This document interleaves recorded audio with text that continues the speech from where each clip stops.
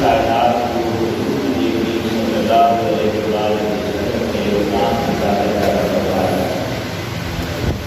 ارشاد فرمایا لولا کتبا قلم المقدار، اے حبیب صلی اللہ علیہ وسلم اگر تمہیں قدر کرنا چاہتا تو میں اس کائنات کو پیدا نہ کرتا۔ ایک بات حضور نبی کریم صلی اللہ علیہ وسلم کی ذاتی اقدس سے کہا کرتے ہیں، جن کی ذاتی اقدس اس کائنات کی تبدیل کا باعث ہے۔ اللہ جل شانہ نے قرآن حکیم میں ارشاد فرمایا قل لا اسألکم علیہ اجرا الا المودۃ فی القربی، صدق اللہ العظیم۔ فضیلت گرامی، محرم الحرام کا مہینہ شروع ہو رہا ہے۔ پہلا اشرا پورے ملک میں فاروق حسین علیہ السلام کے اشرے کے طور پر منایا جا رہا ہے۔ یہ منایا جا رہا ہے، یہ لفظ کہنے کو کہا جاتا ہے اور حقیقت میں ضرور نہیں۔ کسی خوشی کو منایا جاتا ہے، غم کو منایا نہیں جاتا۔ تذکرہ جب تک محرم الحرام سیدنا حضرت فاروق رضی اللہ تعالیٰ عنہ کی شہادت ہو گئی اور پھر وہ محرم الحرام کو تعلیم ہے جس میں سرکار امام عاشقہ امام حسین علیہ السلام اپنا مدینے سے جو شخص کا تجربہ ہوا تھا اس کی آخری منزل کربلا میں آپ خیمے لگا سکتے۔ 2 محرم سے لے کر 10 محرم کا بہار کے تکلیف والا دن ہے۔ یہ اشرا محرم الحرام کا یقیناً اس میں تذکرہ سرکار دو عالم صلی اللہ علیہ وسلم کی اہل بیت کا، یہ ہماری مسجدوں اور مدارس کی زینت ہے۔ اللہ کا شکر ہے اس بات کا بھی کہ محرم کا مہینہ ہو یا باقی مہینے بھی ہمارے ممبروں پر حسن و حسین کا نام چلتا رہتا ہے۔ یہ سعادت بھی ہر ملک کو میسر نہیں۔ کئی ایسے ممالک ہیں جن کے نصیبوں میں حسنین کریمین کے نام نہیں لکھے ہوئے۔ میری شکر ہے اللہ کا کہ ہمیں اس نے سعادت دی۔ اور پھر اگلا مرحلہ یہ ہوا کہ ہمارے ملک میں ہی اور دنیا میں ہر جگہ ایسا ہوتا ہے، ہمارے ملک میں بھی ہے، کئی جگہوں پر تو امام حسین علیہ السلام کی عظمتوں کو بیان کیا جا رہا ہوگا اور کئی جگہوں پر کئی مسجدوں کے ممبروں پر بھی ان دنوں میں تذکرہ حسین کی بجائے یہ موضوع ہوگا کہ یزید جنتی ہے کہ نہیں۔ آپ اندازہ کریں کہ ان دنوں میں ایک طرف ہماری مسئلے ہیں جن کو اللہ نے یہ موقع دیا کہ ہم حسین علیہ السلام اور ان کے جانساروں کا تذکرہ کریں، اور ایک طرف وہ لوگ ہیں جو مخالفین حسین کے لیے اس بات پر فکر مند ہیں کہ جنت سے چھیننا چاہتے ہیں۔ جنت ان سے چھیننا کیا، جنت تو چھین چکی۔ جو مالک ہے جنت کا وہ تو سامنے مقابلے میں کھڑا ہے، اس کے مقابلے میں تو تلوار نکالی ہوئی ہے جو جنت کے جوانوں کا سردار۔ اب اس سردار کا لفظ ہی اس لیے دیا گیا تھا کہ جنت میں وہی آئے گا جو اس سردار کا غلام ہوگا، ورنہ جنت میں نہیں آئے گا۔ سردار کا تو لفظ بتا کر حضور نے اشارہ اسی طرف کر دیا تھا کہ اب جسے حسین کی سرداری قبول ہے وہ جنتی ہے، اور جسے حسین کا سردار ہونا قبول نہیں ہے اس کا یہ جنت کا راستہ پورا ہے۔ اہل بیت نبی اکرم صلی اللہ علیہ وسلم کے ان کا تذکرہ کرنے سے پہلے میں عرض کر دوں، پچھلے 2 جمعہ ہم نے ایسے گزارے ہیں 2 جمعے جن میں سیدنا عثمان غنی رضی اللہ تعالیٰ عنہ کا تذکرہ بھی ہوا، میرے فاروق رضی اللہ تعالیٰ عنہ کا تذکرہ بھی ہوا، اور ایک جملہ میں آپ کو کے سامنے عرض کر دوں، سرکار دو عالم صلی اللہ علیہ وسلم کے جس صحابی کا بھی ذکر آپ شروع کر لیں، یوں لگتا ہے کہ جو شانیں اس کی ہیں کسی اور کی ہیں۔ اس کا مطلب یہ ہے کہ سرکار کا ہر صحابی بے مثال ہے، حضور کے ہر صحابی کی شانیں ایسی ہیں کہ وہ دوسروں پہ نظر نہیں آتی۔ ہر صحابی کو دیکھ کر یوں لگتا ہے کہ یار سارے باقی صحابہ اپنی جگہ، یہ جس کا ذکر ہم کر رہے ہیں سب سے افضل یہ۔ اس کی وجہ کیا ہے؟ صحابہ میں بھی کوئی ایک دوسرے کی مثال نہیں ہے۔ صحابہ حضور کا ہر صحابی بے مثال، حضور کا ہر صحابی اس شان والا کہ دوسرا صحابی بھی اس کے جیسا نہیں ہوا، یا جس کے غلام بے مثال ہیں اس محمد کی مثال کہاں سے ڈھونڈ لا سکتے ہو؟ اس کی شان کا، اس کی مثال کہاں سے؟ ان کے تو غلام، اور پھر دو قرآن سے شروع کرنا تو دور رہا، صدیاں گزر جائیں، مجھے ایک دوسرا بندہ ایسا دکھاؤ جسے علامہ اقبال کے برابر اور جیسا نہیں۔ دوسرا علامہ اقبال کا نہیں آتا تو صدیاں بعد آیا، اس کی مثال نہیں ملتی۔ سرکار کے غلام جو وہاں کھڑے ہیں کہہ رہے ہیں مصطفیٰ کی زیارت کرنے والوں، ان کی مثال صحابہ۔ اچھا یہ ہے صحابہ جنہیں سرکار کی صحبت میں نظر نہیں، اور جن کی بات ہم کر رہے ہیں وہ ہے اہل بیت جنہیں سرکار کا گھر نصیب ہوا ہے۔ صحابہ کی ساری شانیں اپنی جگہ، لیکن اہل بیت کے ساتھ کوئی مقابلہ نہیں۔ حضور کی اہل بیت یہ وہ ہے کہ حضور کے صحابہ بھی جن کو اپنے قدموں پہ اٹھانے کو اپنا فخر نصیب کرتے ہیں، ان کی مثال۔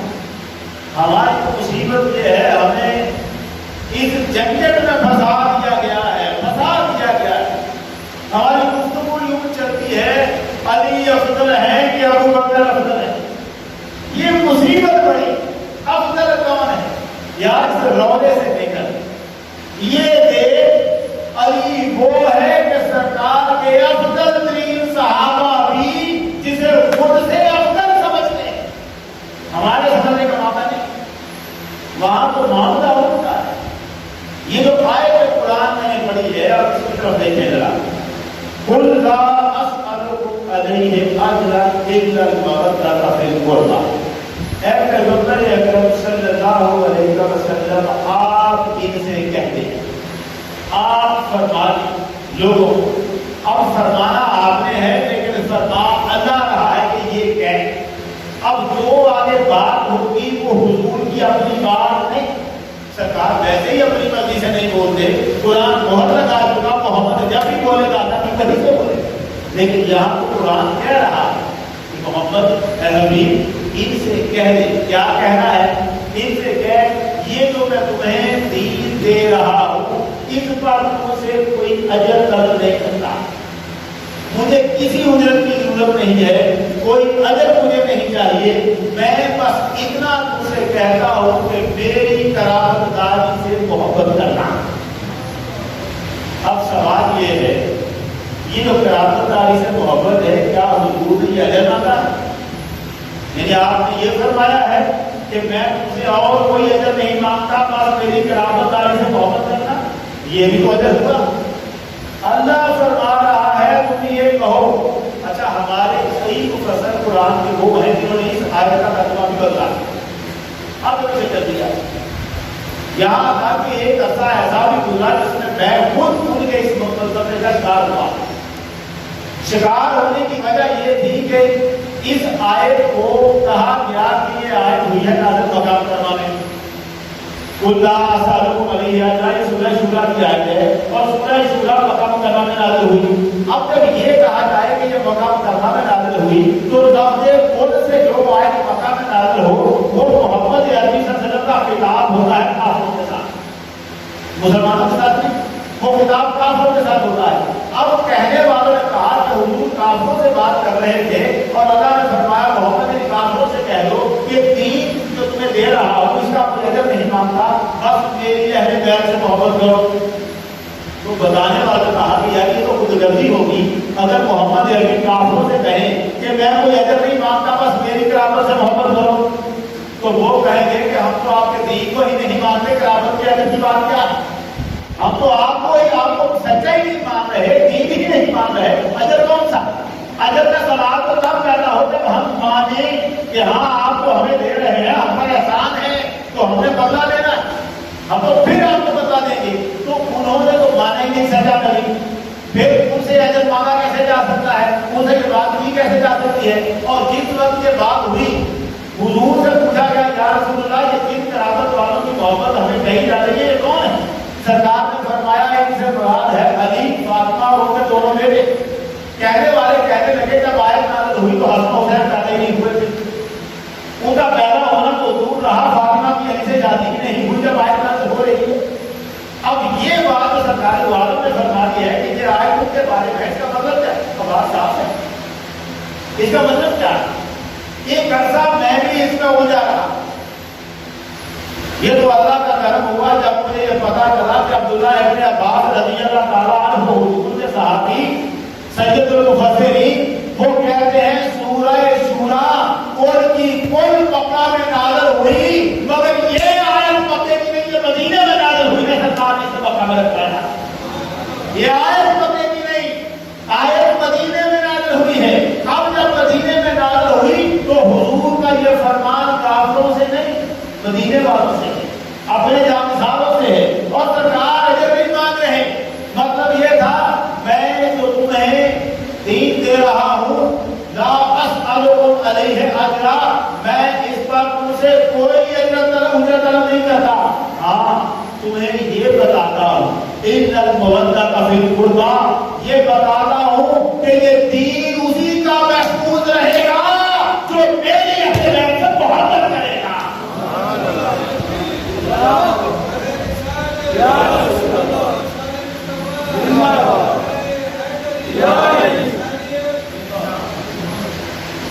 دین تو دے رہا، اب یہ دین اس کا کامل ہوگا اور اس کے ہاتھ میں محفوظ رہے گا جو میری اہل بیت سے محبت کرے گا۔ جس کے دل میں اہل بیت کی محبت نہ ہوئی یہ دین اس کے پاس نہیں رکنے والا، یہ دین اس کے پاس نہیں پھیلنے والا۔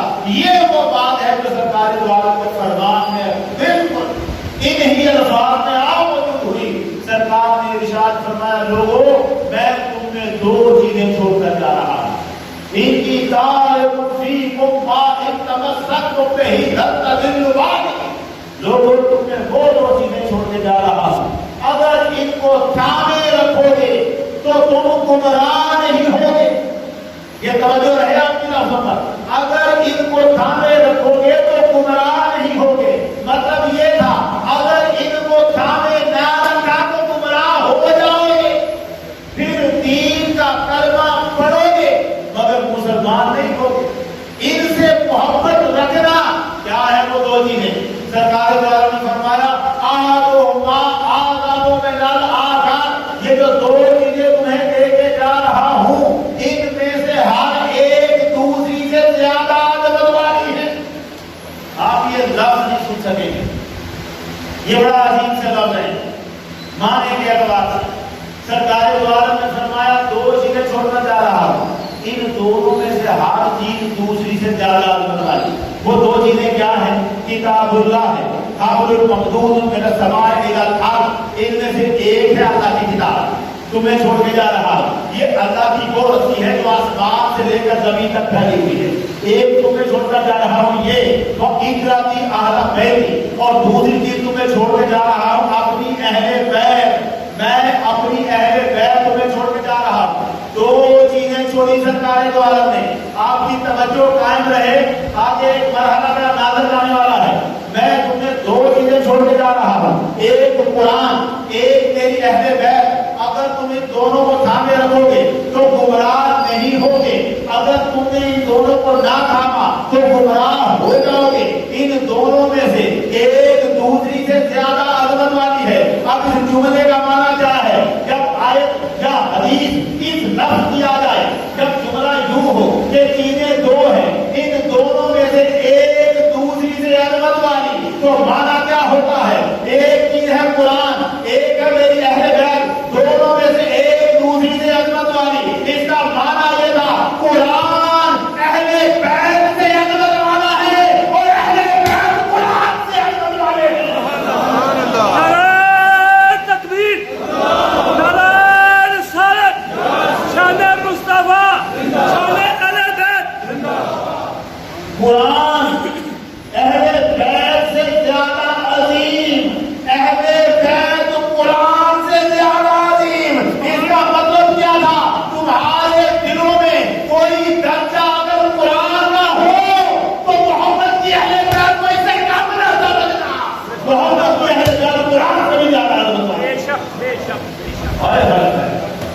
پوری کائنات میں قرآن سے بڑھ کر درجہ نہیں۔ اور حضور کیا فرما رہے ہیں؟ قرآن، اچھا لفظ یہ نہیں کہا کہ اہل بیت قرآن سے عظیم ہے، لفظ کیا کہا؟ قرآن اہل بیت سے عظیم ہے، اہل بیت قرآن سے عظیم ہے، دونوں ایک دوسرے سے عظیم ہیں۔ اس کا مطلب کیا تھا؟ فرمانا یہ چاہتے تھے ان میں کوئی دوسرے سے کم نہیں ہے، بے شک، ان میں کوئی دوسرے سے کم نہیں۔ اور اگلے جملے پہ غور ہے، لن یتفرقا، یہ دونوں جدا نہیں ہوں گے، حتی یردا علی الحوض، یہاں تک کہ یہ دونوں حوض کوثر پر میرے پاس آئیں۔ کہاں آئیں گے؟ میرے پاس۔ اچھا ایک دو جملے ہیں، یہ پہلے جملے پہ آ رہے ہیں، یہ دونوں جدا نہیں ہوں گے حوض کوثر پر آنے تک، قیامت کے دن تک اہل بیت قرآن سے جدا نہیں، قرآن اہل بیت سے جدا نہیں۔ اس کا مطلب کیا ہے؟ اس کا مطلب یہ ہے اہل بیت جو بھی کر رہے ہوں، اہل بیت جو بھی کریں، سمجھ لینا یہی قرآن ہے۔ اہل بیت یہ فکرہ میں کہیں لے کے جانا چاہتا ہوں، میری نظر میں اس وقت کچھ جملے ہیں بڑے تپا دینے والے جملے ہیں۔ اہل بیت جو بھی کریں، سمجھنا یہ قرآن ہے۔ اہل بیت کا کوئی عمل کبھی قرآن کے مقابلے میں نہیں آتا۔ اہل بیت جو کرے وہی قرآن ہوگا۔ اس کا مطلب یہ ہوگا حسین اگر کربلا میں آئے گا تو قرآن کربلا میں آ رہا ہوگا۔ نعرہ تکبیر، نعرہ رسالت، نعرہ رسالت، شان اہل بیت۔ ہم کہتے ہیں یار اہل بیت سے محبت کرو، اہل بیت سے بغض نہ رکھو۔ ہمیں کہا جاتا ہے یار کون مسلمان ہے جو اہل بیت سے بغض رکھتا ہے؟ مسلمان کلمہ پڑھنے والا کوئی بھی اہل بیت سے بغض نہیں رکھتا۔ یہ سبق ہمیں پڑھایا جاتا ہے، ممبروں پہ بیٹھ کر کہتے ہیں ہم بھی اہل بیت سے محبت کرتے ہیں۔ مسلمان تو ہو ہی نہیں سکتا جو اہل بیت سے بغض رکھے۔ اگر نہیں ہو سکتا تو اس زمین کی کتاب کو کیوں نہیں پڑھا جس نے اپنی کتاب میں لکھا تھا حسین کربلا میں آیا تو بادشاہ یزید کے خلاف بغاوت کی اس نے، جس نے حسین کو باغی کہا، اس کمینے کا ساتھ کون دے رہا ہے؟ کوئی نہیں۔ اب وہ مسلمان بن کے بیٹھا ہوا ہے اور کہتا ہے حسین باغی تھا۔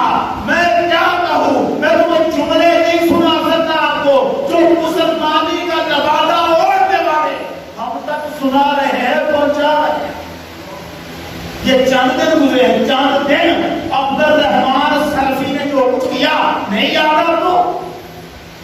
عبد الرحمان سلفی، مجھے لگتا ہے سب کو نہیں پتا یہ سلفی کون ہوتے ہیں۔ اہل حدیث وہابی وہ اپنے نام کے ساتھ لکھتے ہیں سلفی۔ سلفی وہ ہوتے ہیں عبد الرحمان سلفی۔ چند دن پہلے ٹی وی پر شور، میڈیا پر شور، ہر جگہ سے مطابق کس بات کے؟ اس کو سزائے موت دی جائے، جہاں تک کہ خود وہابی علماء بھی کہنے لگے اسے سزائے موت دی جائے۔ کیوں؟ اس نے اہل بیت کی گستاخی کی۔ کیا گستاخی کی ہے اس نے؟ جانتے ہیں بہت سارے لوگوں کو پتا ہوگا کہ یہ گستاخی کی ہے، یہ پتہ ہی نہیں گستاخی کیا ہے۔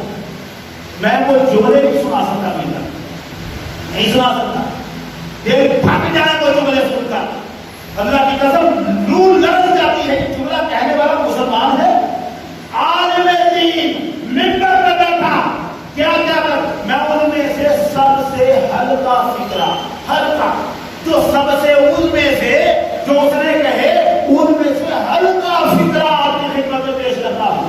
ہلکا فکرہ یہ سخت فکرے آگے ہیں. ہلکا فکرہ اس کا میں بتا رہا ہوں. اس نے کہا یہ جو امام ہے امام موسیٰ کاظم جناب جانتے ہوں گے آپ امام زین العابدین امام باقر علیہ السلام امام جعفر صادق اور جعفر صادق کے بیٹے امام موسیٰ کاظم کہنے لگا یہ امام موسیٰ کاظم یہ تو انتہائی گندا آدمی تھا. یہ وہ فکرہ ہے جو ان میں ہلکا فکرہ سنایا ہے.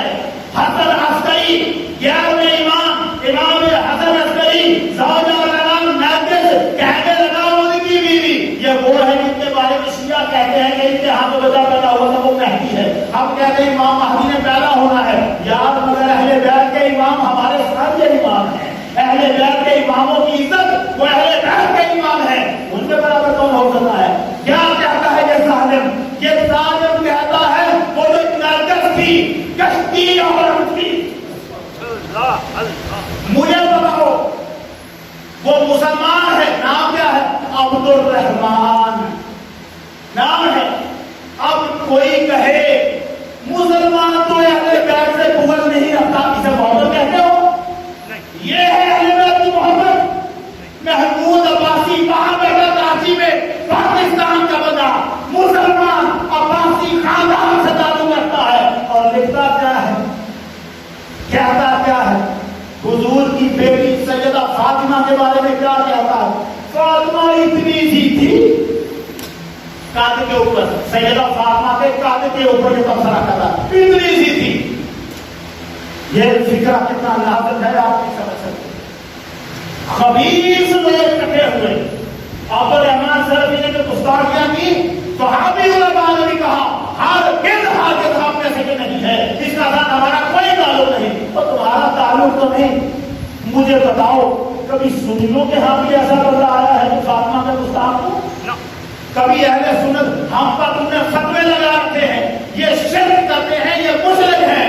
اللہ کی قسم ہم کہتے بھی ہیں محمد کی آپ کے غلام ہیں.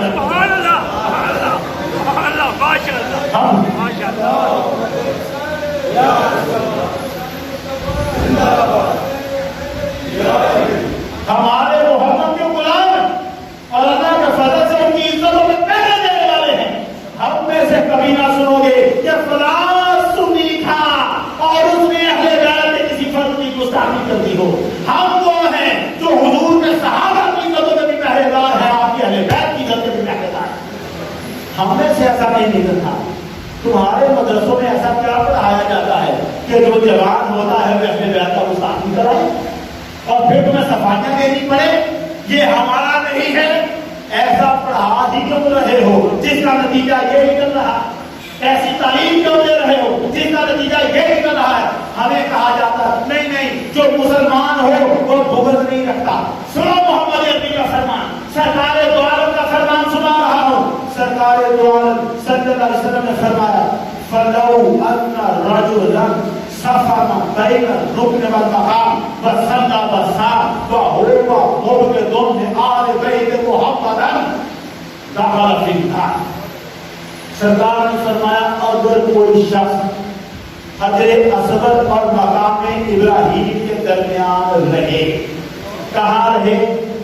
حجر اسود اور مقام ابراہیم کے درمیان. کسی ملک کا بھی ہو اپنا ملک چھوڑ دے, اپنا گھر بار چھوڑ دے, اپنے رشتے دار چھوڑ دے, سب کچھ چھوڑ کر اللہ کی رضا کے لیے مکے میں آ کر رہے اور مکے میں بھی کسی گھر میں نہ رہے, کعبے میں آئے, ہر میں کعبہ میں آئے, ہر میں کعبہ میں آ کر رہے اور کعبہ میں بھی کون سی جگہ رہے؟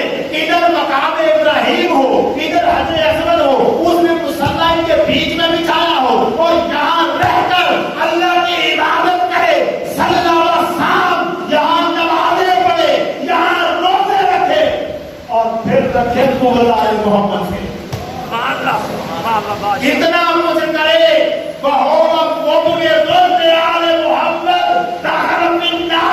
اور یہاں رہ کر بھی اگر آل محمد سے बुग़्ज़ रखेगा सीधा जहन्नम में दाखिल हो जाएगा। कहाँ रहा है, कहाँ है वो? काबे में बैठा हजरे असवद और मकाम इब्राहिम के दरमियान। बताओ कोई काफिर भी वहां जाता है? कौन जाएगा वहां? मुसलमान।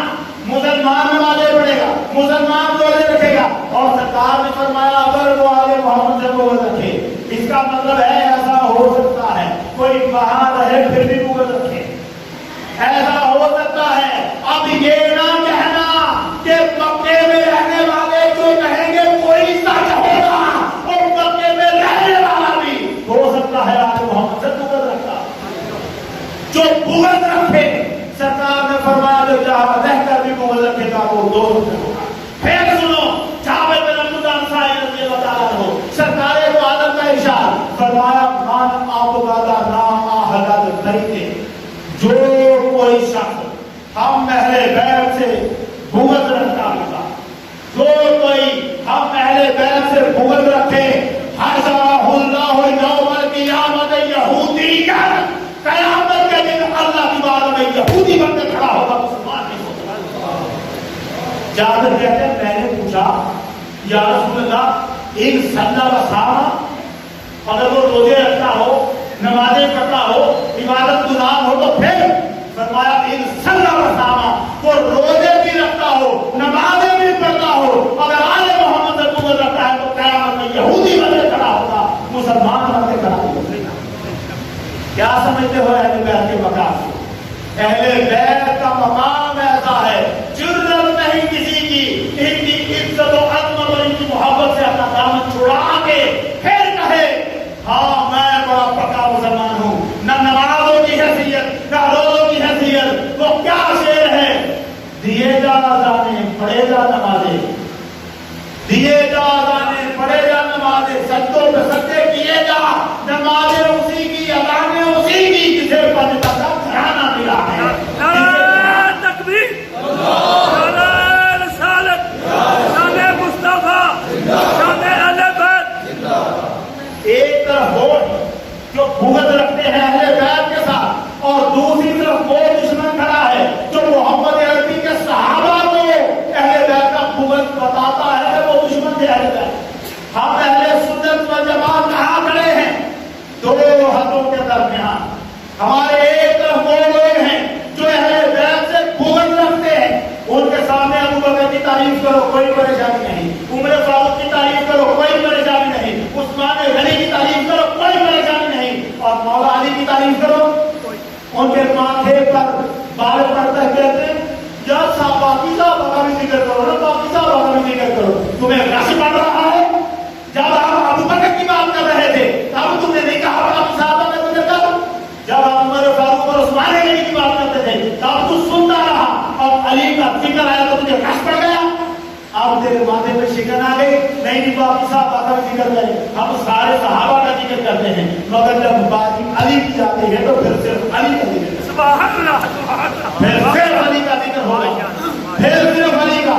एक तरफ हमारे वो हैं जो अहले बैत से ताल्लुक तोड़े हुए, दूसरी तरफ वो हैं जो नबी के सहाबा से ताल्लुक तोड़े हुए।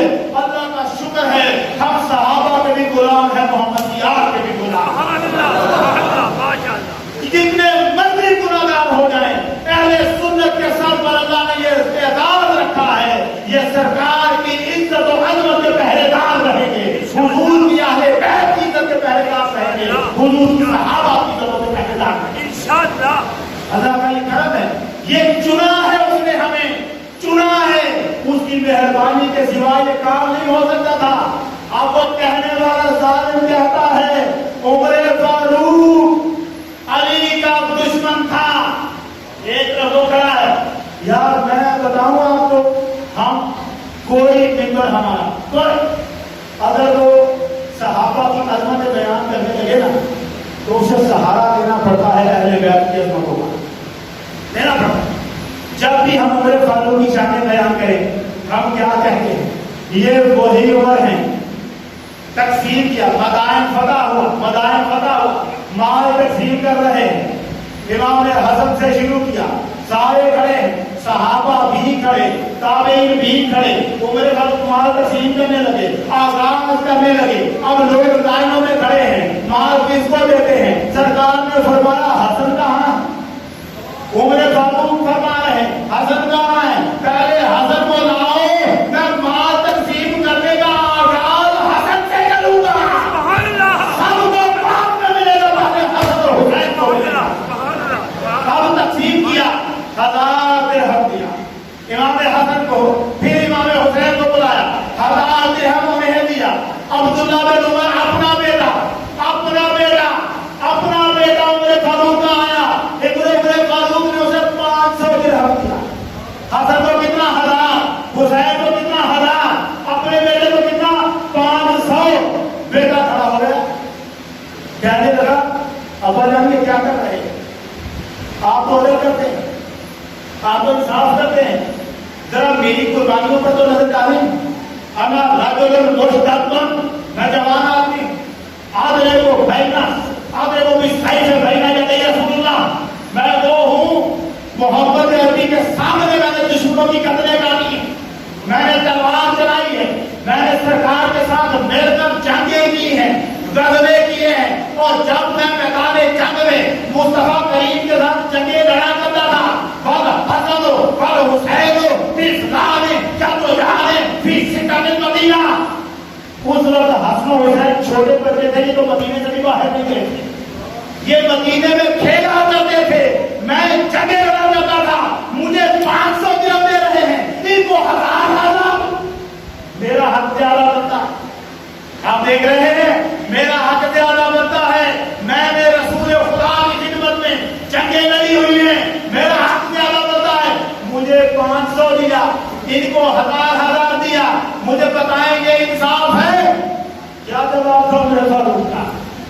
کل میں کہتا ہوں سنیوں کو چھوڑ دو، ہماری کتابیں چھوڑ دو، کوئی شیعہ دل پہ ہاتھ رکھ کے کہے کہ ان کی کتابوں میں نہیں لکھا، یہ شیعہ کی کتابوں میں بھی لکھا ہوا ہے۔ عمر فاروق نے کہا تو میرے عدل بدل جاتا ہے، ہر زمان ابن کا ابھی ہے ماں، سبحان اللہ، سبحان اللہ، سبحان اللہ، سبحان اللہ، کیا جملہ عمر فاروق نے کہا، ماشاء اللہ، اور تیرا باپ ان کے باپ جیسا ہے۔ عمر کہہ رہے ہیں تو بات کر رہا ہے، میں تیری قربانیوں کو دیکھوں گا، محمد کے لہو کو دیکھوں۔ نعرہ تکبیر، نعرہ رسالت، نعرہ اہل بیت، میرا باپ ہمیشہ کے ہر کتاب شیعہ کی اٹھائیں، ان کو بتائیں یا تو اپنی کتابوں سے یہ جملے نکال دو، اور یا پھر سمجھو کہ عمر علی کا دشمن نہیں ہے۔ جملہ کیا ہے عمر فاروق کا؟ ہر جگہ عبد کا ابھی کما، بتا کیا تیرا باپ ان کے باپ جیسا ہے؟ اس جملے کا مطلب سمجھتے ہو کیا ہے؟ میں عمر علی جیسا نہیں ہوں، بے شک، سبحان اللہ، تیرا باپ، اس کا باپ کون تھا؟ عمر۔ کیا کریں؟ کیا تیرا باپ ان کے باپ جیسا ہے؟ ان کا باپ تھا علی، اور کہنے والا ہے عمر، اس کا مطلب یہ تھا عمر کہہ رہے تھے اور میں عمر علی جیسا نہیں ہوں۔ بے شک، بے شک، عمر خود کہے میں علی جیسا نہیں ہوں، اور تو کہتا ہے عمر افضل ہے کہ علی افضل ہے؟ اللہ، اور تو اسے رونے میں پڑا ہوا ہے، تو اس جنگت میں پڑا ہوا ہے، تجھے نہیں پتا عمر نے کیا کہا؟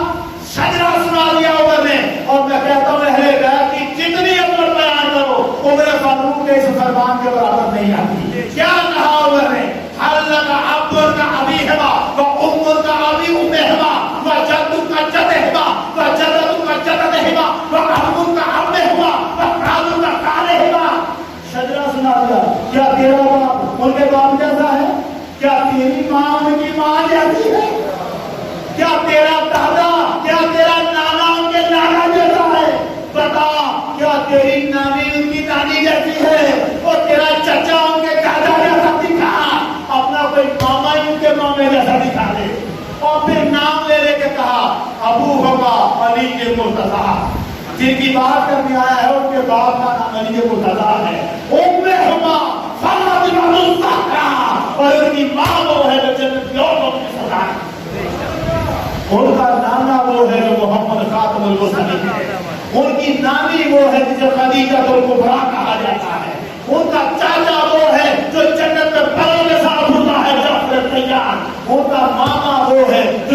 خدا کے گھر میں ابراہیم پیدا ہوا تھا. مجھے بتا ایک بھی ان جیسا ہے تو لے یا اپنے آدم کے آدھا دے دینا. مجھے بتاؤ عمر نے یہ کیا کہا؟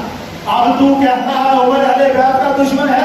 آج میں اور سناؤں اور ریاض النظرہ جلد نمبر 2 صفحہ نمبر 340 پہ کیا لکھا ہے. عمر فاروق رضی اللہ تعالیٰ عنہ نے سنا, کسی نے آ کے بتایا, کسی نے اس نے آ کے بتایا, میں علی کی مجلس میں بیٹھا تھا اور حضرت علی نے فرمایا میں نے رسول خدا سے سنا ہے, حضور فرما رہے تھے سراج و اہل جنت عمر بن الخطاب. اہل جنت میں بیٹھے ہوں گے اور اچانک سے روشنی نمودار ہو جائے گی. پلٹ کے دیکھیں گے سورج کہاں سے چڑھا تو دیکھیں گے عمر فاروق چلوانا ہوا. جنت میں سورج بن کر جو چمکے گا وہ عمر بن الخطاب ہوگا. یہ بات اس نے بتائی عمر فاروق کو کہ میں نے سنا, میں علی کی مجلس میں تھا, حضرت علی سنا رہے تھے لوگوں کو کہ حضور نے فرمایا ہے اہل جنت کا سورج عمر ہے. عمر فاروق نے جب بات سنی, روایت کے الفاظ سننا, فقام فی جماعت من الصحابہ, صحابہ کی جتنی جماعت وہاں بیٹھی تھی نا سب کو فرمانے لگے اٹھو. خود بھی کھڑے ہو گئے, ان کو بھی کھڑا کیا, کہا اٹھو, میں اس بات کی گواہی خود علی سے سننا چاہتا ہوں. خلیفہ تھے عمر, خلیفہ تھے, کہہ سکتے تھے اچھا علی نے ایسا کہا جاؤ علی کو بلا کے لاؤ, لیکن عمر نے علی کو نہیں بلایا. فقام فی جماعت من الصحابہ, صحابہ کی جماعت کو لے کر کھڑے ہوئے, کہا اور چڑھے, حتی اتا علی, جہاں تک کہ علی کے پاس آئے. وہ بتانا کیا چاہتے تھے, میں حق تقریر کا بادشاہ عمر جس سے کافر ڈرتے رہے ہو, میں عمر جسے حضور جنت کا سورج کرا دے, اور میں بھی علی کے دروازے پہ چل کے آتا ہوں.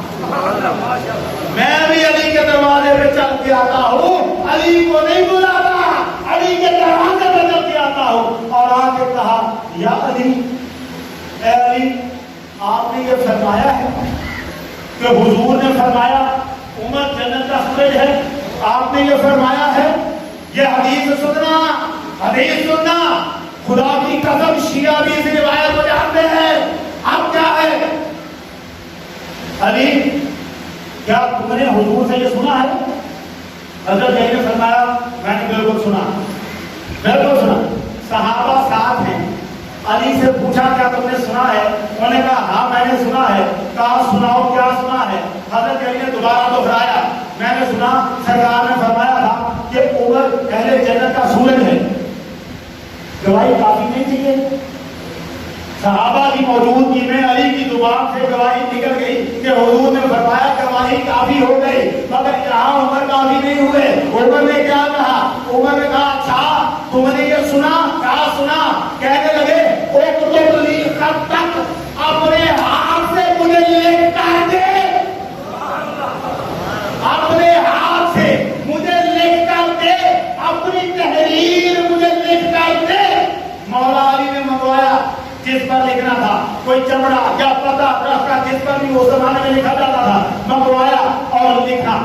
اب دیکھ مولا نے کیا لکھ رہے ہیں, یہ نہیں صرف لکھا کہ حضور نے فرمایا, اتنا نہیں, کیا لکھا؟ بسم اللہ الرحمن الرحیم, ھذا ما ثمن علی ابن ابی طالب عمر ابن الخطاب. بسم اللہ الرحمن الرحیم, یہ جو میں لکھ رہا ہوں یہ میں عمر ابن الخطاب کو ضمانت دے رہا ہوں, ضمانت دے رہا ہوں. ھذا ما ثمن, یہ میں ضمانت دے رہا ہوں کس بات کی؟ عن رسول اللہ صلی اللہ علیہ وسلم, یہ ضمانت دے رہا ہوں کہ میں نے رسول اللہ سے سنا. عن جبریل, رسول اللہ نے جبریل سے سنا. عن اللہ عز و جل, اور جبریل نے اللہ سے سنا, اللہ سے سنا. اللہ کہہ رہا تھا عمر بن الخطاب سراج اہل جنت, رب فرما رہا تھا عمر اہل جنت کا سورج ہے. کون کہہ رہا تھا؟ اللہ. اللہ. اچھا اللہ سے سنا جبریل نے, جبریل سے سنا محمد عربی نے, اور سرکار سے سنا مولا علی نے. مولا علی نے لکھ دیا, لکھ کر عمر فاروق کو پکڑایا. جو ہی عمر نے وہ پکڑا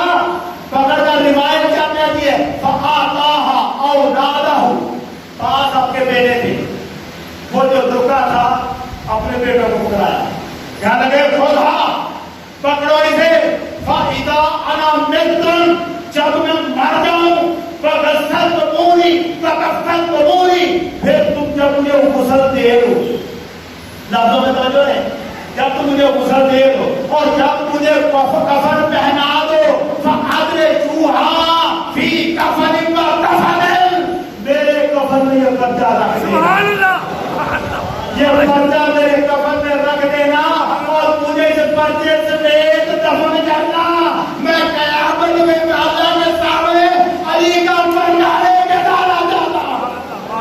نعرہ تکبیر، نعرہ رسالت، شان عصمت مصطفیٰ، شان صحابہ، شان اولیاء، نعرہ حیدری۔ یہ عمر، اور تو کہتا ہے عمر دشمن ہے، میں کیا آپ کو سناؤں؟ ہمارے دو طرف یہ لوگ کھڑے ہیں، دونوں مسلمانی کے دعوے دار۔ وہ مسلمانی کا دعوے دار وہ بھی تھا جو کربلا میں حسین کے مقابلے میں کھڑا تھا، جو کربلا میں 22,000 کا لشکر تھا، وہ کافروں کا نہیں تھا، مسلمانوں کا تھا، کلمہ پڑھنے والوں کا تھا، نمازیں پڑھنے والوں کا تھا۔ مگر حسین کے مقابلے میں آ کر کیا ثابت کر دیا؟ انہوں نے بتایا لوگوں نمازیں پڑھنے والا بھی حسین کا دشمن ہو سکتا ہے، ایسا ہو سکتا ہے۔ اسلام کا فیصلہ مسجد کی نماز میں نہیں ہوتا، کربلا کے میدان میں ہوتا ہے۔ جو حسین کا ہو مسلمان وہ ہے، جو حسین کا نہیں تو وہ مسلمان نہیں ہے۔ یہ بغض کہتے ہیں صحابہ، اور صحابہ بغض نہیں رکھتے تھے، صحابہ نے تو ہمیں سکھایا اہل بیت کا ادب کیسے کرنا ہے، اہل بیت کا ادب کیسے کرنا ہے، صحابہ نے سکھایا۔ ابو ہریرہ مدینے کے گورنر بنے، کون؟ ابو ہریرہ مدینے کے گورنر بنے، مدینے کے گورنر ابو ہریرہ۔ ایک جنازہ پڑھا، جنازہ پڑھ کے نکلے، دیکھا اب جنازے میں ظاہر پیدل کرنا ہو رہا ہے، دیکھا تو امام حسن نے جو جوتے پہنے ہوئے تھے کالے ہیں ان پر گرد و غبار پڑا۔ ابو ہریرہ گورنر مدینہ نے دیکھا حسین کے قدموں پر، حسین کی جوتی پر گرد پڑی ہوئی۔ ابو ہریرہ آگے بڑھے، کندھے سے چادر اتاری اور بیٹھ کر زمین پر جوتے صاف کرنے لگ پڑے، حسین کے جوتے صاف کرنے لگ پڑے۔ امام حسین نے کندھوں سے پکڑا، ابو ہریرہ کیا کر رہے ہو، اٹھو، کیا کر رہے ہو؟ گورنر ہے ابو ہریرہ، حضور کا صحابی ہے، کہا ابو ہریرہ کیا کر رہے ہو؟ ابو ہریرہ کہنے لگے حسین اللہ کی قسم لوگوں کو پتہ ہی نہیں ہے میرا کتنا اونچا مقام ہے، لوگوں کو پتہ چل جائے محمد کو تجھ سے زیادہ پیارا کوئی نہیں تھا، یہ تیرے قدم زمین پر رکھ نہیں ہے، اور لوگوں کو پتہ نہیں ہے اہل بیت کون ہے، اہل بیت کا مقام و مرتبہ کیا ہے، ان کی عظمت۔ کہنے والے کہتے ہیں، میں کیا کیا سناؤں آپ کو، جس طرح نماز فرض، بڑی محبت کی بات، جس طرح نماز فرض اس طرح اہل بیت کی محبت فرض، جس طرح زکات فرض اہل بیت کی محبت فرض، ہاں فرض، شک نہیں، مگر میں کہتا ہوں ایسے نہیں جیسے نماز ہے، نماز فرض ہے، اہل بیت کی محبت اس سے بڑا فرض ہے۔ یہ اس لیے کہ تم نمازیں پڑھ کر اگر اہل بیت سے بغض رکھے گا تو میری نماز میں اللہ قبول نہیں کرتا۔ سرکار دو عالم نے فرمایا، طبرانی شریف موجب الوزن 2230 نمبر حدیث، حضور سید عالم نے فرمایا لا ينفع عبدا عملہ، کسی شخص کا عمل اللہ کی بارگاہ میں قبول ہی نہیں ہے الا بمعرفت حقہ، جب تک پہلے بیت کے مقام و مرتبے کو پہچانتا نہیں ہے، جب تک پہلے بیت کے حق کو نہیں جانتا، ان سے محبت نہیں کرتا، تب تک اس کو اللہ کی بارگاہ میں اس کا کوئی عمل فائدہ نہیں دے گا۔ اے میں دنیا علی علی نہیں کر رہی، اے میں علی کے نعرے نہیں لگ رہے، اے میں نہیں کہا جا رہا کہ علی کیا کوئی ویر نہیں، اے میں نہیں، اس کی شانیں الگ ہیں، اس کے مرتبے الگ ہیں۔ ابو بکر، عمر، عثمان، علی، عثمان سب ہمارے سر کا تاج ہیں، مگر مصطفیٰ نے جو محبت علی کو عطا کی ہے، یہ محبت کی تو دیکھ، اس کی تو مثال ہی نہیں ہے، اس کی کوئی مثال نہیں۔ اہل بیت کی محبت ہمارا ایمان، ہم اس محبت پر کریں اور وقت گزارتے ہوئے رہنا۔ بڑی بڑی عبادتیں کرتے ہیں، میرے زنیوں کو دیکھو نا کبھی نماز پڑھتے ہوئے تو ہم سوچے یار عبادت تو یہ کرتے ہیں، ہماری عبادت کیا ہے؟ میرے زنیوں کے اخلاق بہت اچھے، ان کی نمازیں بہت اچھی، ان کے روزے بہت اچھے، سارا کچھ اچھا، مگر محمد کے گستاخ ہیں کہ نہیں ہیں؟ وہ رسول خدا کے گستاخ ہیں کہ نہیں ہیں؟ کہتے ہیں ہم گستاخ نہیں، مگر گستاخ ہیں۔ اسی طرح یہ دنیا کہتی رہے ہم اہل بیت کے گستاخ نہیں، ہمارے پاس تو کتابیں ہیں۔ آج بارش نہ ہوتی، میں ایک